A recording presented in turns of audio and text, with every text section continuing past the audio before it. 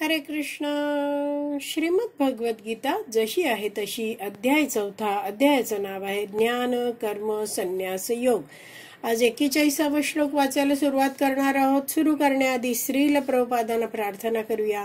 हे श्रील प्रभुपाद, आम्ही भगवद्गीता ग्रंथ वाचून समजून घेण्याचा प्रयत्न करीत आहोत. त्यासाठी आम्हाला आशीर्वाद द्या. धन्यवाद प्रभुपाद. योग संन्यस्त कर्माणं ज्ञान संचिन्न संशयम् आत्मवन्तं न कर्माणि निबंधन्ति धनंजय. भाषांतर. आपल्या कर्मफळांचा त्याग करून जो भक्ती योग युक्त कर्म करतो आणि दिव्य ज्ञानाद्वारे ज्याचे संशय नष्ट झाले आहेत, तोच वास्तविकपणे आत्मस्थित आहे. याप्रमाणे हे धनंजया, तो कर्मबंधनांनी बद्ध होत नाही. तर शब्द समजून घेऊया. योग संन्यस्त कर्माणम. तर काय योगचा अर्थ आहे बघा. शब्दशः अर्थ बघते. योग म्हणजे कर्म योग युक्त भक्ती. तर योग काय व्यक्ती करतो आहे? भक्ती करतो आहे. म्हणजेच भक्ती भावनेने तो कर्म करतो आहे. तर त्यांनी काय केलं आहे? संन्यस्त कर्माणम. संन्यस्त म्हणजे त्याग केलाय. कसला त्याग केला? कर्माणम म्हणजे कर्मफळाचा त्याने त्याग केला आहे. म्हणजे तो व्यक्ती कर्म करतोय पण त्याला कर्मफळाची अपेक्षा नाहीये. तर मग काय होतं? त्याला कर्मफळ लागत नाही. का बरं असं? कारण तो काय योग करतो आहे. म्हणजेच तो भगवंतांसाठी कर्म करतो आहे. त्यांनी ते कर्म आहे ते भगवंतांना समर्पित केलं आहे. तर मग त्याला कर्मफळ भोगायची इच्छा नाहीये. आणि म्हणून म्हटलंय की संन्यस्त कर्माणम म्हणजे कर्मफळाचा त्याने त्याग केला आहे. पुढचे शब्द आहे ज्ञान संचिन्न संशयम. तर ज्ञान म्हणजे काय आहे? आपण चर्चा करतच आहोत. दिव्य ज्ञान. तर या दिव्य ज्ञान मुळे त्यांनी काय केलंय? त्याचे जे संशय आहेत संशयम त्यांना काय केलंय? संचिन्न. संचिन्नचा शब्द बघा कापून टाकले आहेत. तर असं ज्ञान त्यांनी प्राप्त केलं आहे ज्याद्वारे काय त्याचे संशय सगळे नष्ट झाले आहेत. तर पुढे म्हटलं आहे की आत्मवंतम. आत्मवंतम म्हणजे तो कसा आहे? आत्मस्थित आहे. आणि म्हटलं आहे न कर्माणि निबंधन्ति. याप्रमाणे हे धनंजया, तो कर्मबंधनाने बद्ध होत नाही. तर एक तर आपल्याला आपण समजलं आहे की दिव्य ज्ञानाद्वारे त्याचे संशय नष्ट झालेत. दिव्य ज्ञान कसं प्राप्त झालंय? वरतीच आपण वाचलं की तो संन्यस्त कर्माणम आहे. म्हणजे त्यांनी कर्मफळाचा त्याग केलाय. म्हणजेच काय आहे? तो निष्काम कर्म करतो आहे. तर तो व्यक्ती आहे तो निष्काम कर्म करतो आहे. भगवंतांसाठी कार्य करतो आहे. आणि म्हणून काय त्याला दिव्य ज्ञान प्राप्त होत आहे. आणि या दिव्य ज्ञानामुळे सगळे जे संशय आहेत ते नष्ट झाले आहेत. तर असा व्यक्ती काय आहे? आत्मस्थित आहे. आत्मस्थित म्हणजे त्याला आत्मपरायण म्हटलं इथे शब्दशः अर्थात. नाही, इथे नाही दिलेलं. दुसऱ्या एका ठिकाणी मी वाचलं तर आत्मपरायण आहे. मग त्याला आत्मसाक्षात्कारामध्ये स्थित झालेलं असंही म्हटलं जातं.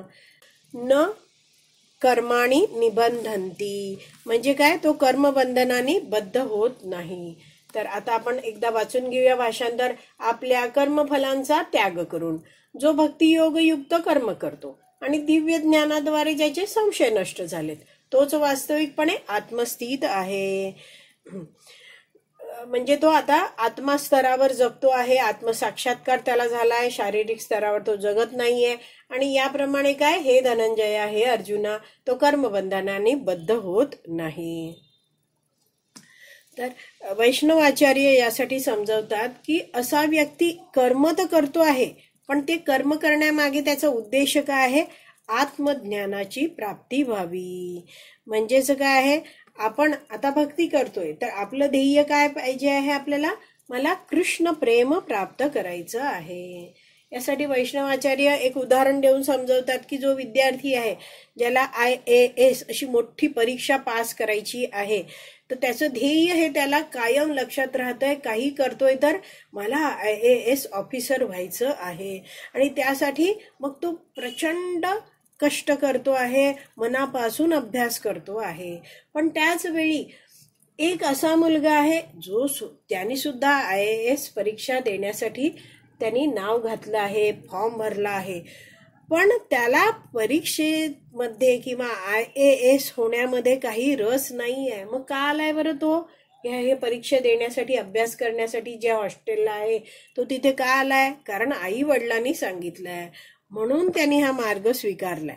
तर असा व्यक्ती काय, त्याला ध्येय नाहीच आहे की मला IAS व्हायचंय, मग तो काय इकडे तिकडे थोडासा काहीतरी अभ्यास करेल, 2-4 तास अभ्यासाचं ढोंग करेल.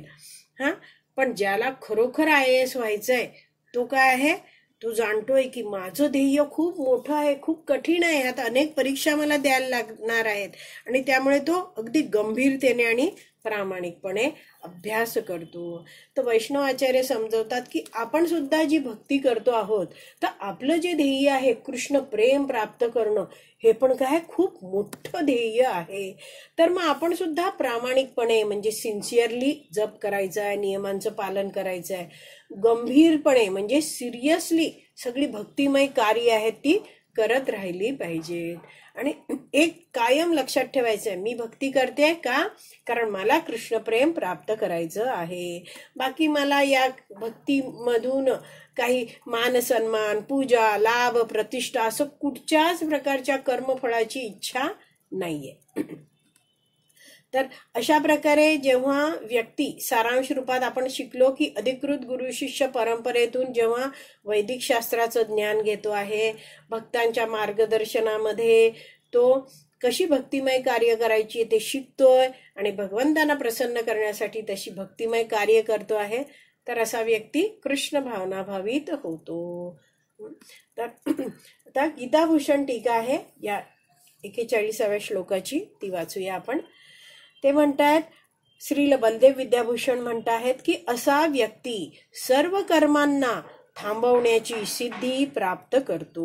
म्हणजे काय करतो, भगवंतांसाठी कर्म करतो. म्हणजे त्याने आता कर्म करणं थांबवलं आहे, तो भक्ती योग करतो आहे. जो पहिला शब्द आहे बघा या 41व्या श्लोकात, योग, कर्मयोग युक्त भक्ती, तर भगवंतांसाठी त्याची कार्य सुरू आहेत. तर असं जे कर्म केलं जातं, तर मग काय आहे, त्यामुळे ज्ञानाचं उत्पादन होतं, म्हणजेच ज्ञान प्रकट होतं. जेव्हा निरासक्त भावनेने व्यक्ती निष्काम कर्म करतोय तेव्हा ज्ञान प्राप्त होतं, आध्यात्मिक ज्ञान प्राप्त होतं, दिव्य ज्ञान प्राप्त होतं. पण या जगतात आपण बघतो लोक आहेत ती कर्म करतात, पण मात्र उद्देश काय असतो, मला भौतिक लाभ व्हायला पाहिजे. पण या 41व्या श्लोकात ज्या व्यक्तीची चर्चा आहे त्याचा उद्देश काय आहे, आत्म अनुभव, म्हणजे आत्म्याचं ज्ञान, मग दुसरा भगवंतांचा अनुभव होण्यासाठी तो कर्म करतो आहे. जसं दुसऱ्या अध्यायामध्ये 48व्या श्लोकामध्ये भगवान श्रीकृष्णांनी जो अर्जुनाला उपदेश दिला होता, तुम्हाला जमत असेल तर तुम्हीही 2.48 हा श्लोक काढून शकता. तर हा श्लोक आहे, योगस्थ कुरु कर्माणि संगम त्यक्त्वा धनंजय सिद्धी असिद्धियो भूत्वा समत्वम योग उच्यते. तर योग म्हणजे काय, भगवंत इथे म्हणतात की हे अर्जुना, यश आणि अपयशाबद्दलच्या संपूर्ण आसक्तीचा त्याग करून समभावाने तुझे कर्म कर. अशा समभावालाच योग असे म्हटले जाते. म्हणजे यश अपयश मिळेल ह्याचा विचार करू नकोस, एक कर्तव्य म्हणून कर्म कर असं भगवंत म्हणतात. तर असं जेव्हा कर्म केलं जातं आसक्ती विना, ते काय आहे, त्याला योग म्हणतात. आणि तोच योग इथे सांगितला आहे पहिला शब्द. तर व्यक्ती असा योग करतो आहे, म्हणजेच काय करतोय, तो निरासक्त भावनेने, निष्काम भावनेने आपले कर्तव्य करतो आहे. आणि ध्येय काय आहे, त्याला आत्म अनुभव व्हावा, भगवंतांचा अनुभव व्हावा, म्हणजेच थोडक्यात आत्मसाक्षात्कार व्हावा. आता पुढे श्रील बलदेव विद्याभूषण समजवतात की ज्या व्यक्तीने भगवंतांनी दिलेल्या या दिव्य ज्ञानाद्वारे सर्व संशय नष्ट केले आहेत आणि जो आत्म्याला पाहतो अशा व्यक्तीला कोणतेच कर्मबंधन लागत नाही. म्हणजे खूप मोठं वाक्य झालं, नीट जाणून घेऊया की भगवंतांनी हे सगळं भगवद्गीतेचं ज्ञान दिलं आहे.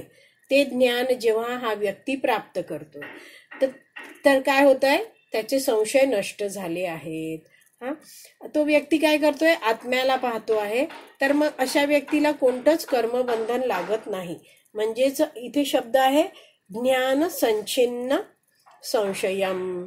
म्हणजे असा व्यक्ती आहे तो आत्म्याला पाहतो. म्हणजेच काय आहे, तो जाणतो मी आत्मा आहे, मी भगवंतांचा अंश आहे, मी भगवंतांचा नित्य दास आहे आणि भगवंत माझे स्वामी आहेत, मी त्यांची सेवा करेन. तर अशा विचारात कर्म करतो आहे व्यक्ती, तर मग तो कर्मबंधनात अडकणार नाही. त्याचं ध्येय काय आहे, मला भगवंतांची सेवा करायची आहे, भगवंताला संतुष्ट करून भगवंतांच्या निकट जायचं आहे, भगवंतांच्या धामात जायचं आहे, भगवंतांचं प्रेम प्राप्त करायचं आहे. तर असा व्यक्ती आहे, त्यांनी केलेलं जे कार्य आहे, कर्म आहे, ते त्याला कर्मबंधन देत नाही. का? कारण त्याने ज्ञानाच्या मदतीने कर्मबंधन नष्ट केलं आहे. तर हे ज्ञान कसं प्राप्त होतं आपण जाणलं आहे की हा व्यक्ती आहे तो वैदिक शास्त्रानुसार कर्म करतो आहे. तर वैदिक शास्त्र हे कोण त्याला सांगणार, जे आपण वाचलं आधी 4.34 मध्ये काय भगवान श्रीकृष्ण अर्जुनाला म्हणाले, आध्यात्मिक गुरूंकडे जाऊन तत्व जाणण्याचा प्रयत्न कर. तर आध्यात्मिक गुरूंकडून त्यांनी ज्ञान प्राप्त केलंय, तत्व जाणलं आहे. म्हणजे की आत्मा म्हणजे काय, भगवंत म्हणजे काय, भगवंतांची संबंध काय, आपण काय करायला पाहिजे, यानुसार तो कर्म करतोय. तर कर्म करतो आहे तर काय होतं, त्याच्या भगवंतांसाठी तो कर्म करतो आहे, इंद्रिय तृप्तीसाठी कर्म करत नाहीये. तर अशी कर्म केल्यामुळे त्याच्या हृदयात ज्ञान भगवंत देतात. आणि म्हणून म्हटलंय की भगवंतांनी दिलेलं जे दिव्य ज्ञान आहे त्याच्याद्वारे काय होतं, त्याच्या मनात जे काही संशय आहेत ते सगळे नष्ट होतात.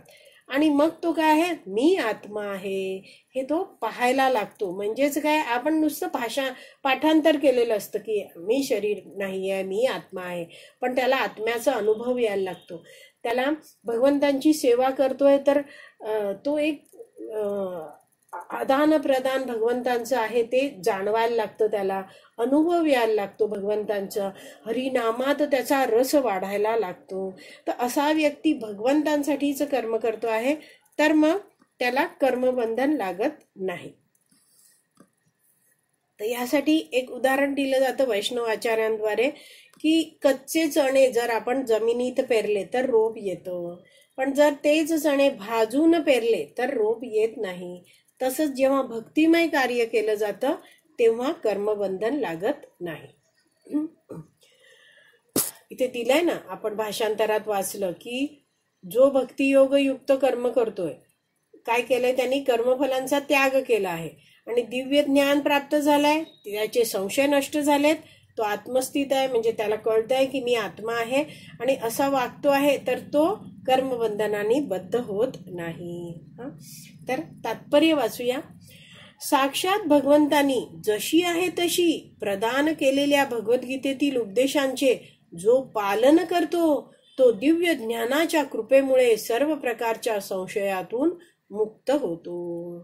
तर असं हे सगळं उपदेश दिला आहे. कुठे दिला आहे, भगवद्गीता आपल्या समोर आहे, जशी आहे तशी.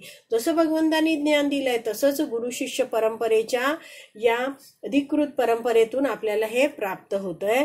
तर हे या उपदेशांचं जेव्हा व्यक्ती काय करतो आहे, पालन करतो आहे, म्हणजेच यानुसार कर्म करतो आहे, वागतो आहे, आसक्ती ठेवत नाहीये, असं जेव्हा वागतो आहे तेव्हा काय होतं, भगवंत त्याच्या हृदयामध्ये स्वतः ज्ञान प्रकट करतात आणि असं ज्ञान प्रकट झाल्यामुळे त्याचे सर्व संशय आहेत ते नष्ट होतात. तो सर्व प्रकारच्या संशयातून मुक्त होतो. पुढे वाचते आहे, कृष्ण भावना भावित असल्यामुळे भगवंतांचा अंश या नात्याने तो पूर्वीच आत्मज्ञानामध्ये स्थित झालेला असतो. तर तो काय आहे, कृष्ण भावना भावित आहे. त्यांनी जाणलंय सगळा, हे अभ्यास केला आहे, गुरूंकडून शिकला आहे, भगवंतांसाठी कार्य करतो आहे. तर त्यांनी आणि नित्यम भागवत सेवया, वैदिक शास्त्र भक्तांबरे ऐकतोय, स्वतः अभ्यास करायला शिकला आहे. तर ह्या व्यक्तीने सगळं हे जाणलंय की मी भगवंतांचा दास आहे, भगवंत माझे स्वामी आहेत आणि भगवंतांना मला संतुष्ट करायचंय. हे आत्मज्ञान आहे. इथे म्हटलंय ना की कृष्ण भावनाभावित असल्यामुळे हा व्यक्ती काय, कृष्ण भावनाभावित आहे, भगवंतांचा अंश या नात्याने. जीवेर स्वरूप होय कृष्णेर नित्यदास, हे त्याला माहिती आहे. या नात्याने तो काय, पूर्वीच आत्मज्ञानामध्ये स्थित झाला आहे. त्याला समजलंय की मला काय करायचंय, भगवंतांची सेवा करायची आहे. माझं ध्येय भक्तीचं काय आहे, भक्ती करून मला कृष्ण प्रेम प्राप्त करायचं आहे. आणि म्हणून पुढे म्हटलं आहे, तर शेवटचं वाक्य वाचते आहे, म्हणून तो निस्संदेह कर्मबंधनातून सर्वथा मुक्त असतो. तर कर्मबंधन कधी लागतं, जर इंद्रिय उपभोगाची भावना आहे, कर्मफळ उपभोगायची भावना आहे आणि कर्म करतोय तेव्हा कर्मफळ लागतं.